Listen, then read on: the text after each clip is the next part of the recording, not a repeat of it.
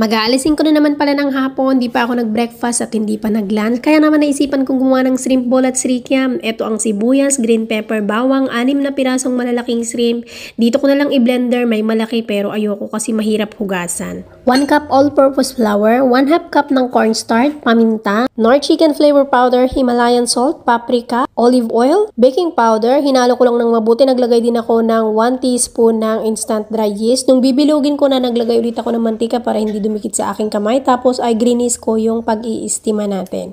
Pwede rin naman idiretso na niya sa tubig pero mas gusto ko yung steam para yung lasa ay manatili sa ating gagawing shrimp ball. At sa sauce naman, pinakuluan ko yung bawang sibuyas. Tapos naglagay ako ng brown sugar, paminta at soy sauce. Kayo na po yung mag-adjust. Nakadepende sa inyo sa tamis at alat na gusto nyo. Naglagay ako ng slurry na 2 tablespoon na harina, 1 tablespoon ng cornstarch. Ihalo lang tapos ilagay sa kumukulo at continuous lang ang paghalo para sa ganun hindi mamuumuo. At gusto ko sa kikiam yung crispy talaga, kaya naman ito mga kailan, mas magandang gamitin nyo yung bread flour. Pero dahil wala ako, all-purpose flour na lang ang ginamit ko, mas makunat-kunat kasi yon at mas soft pag bread flour.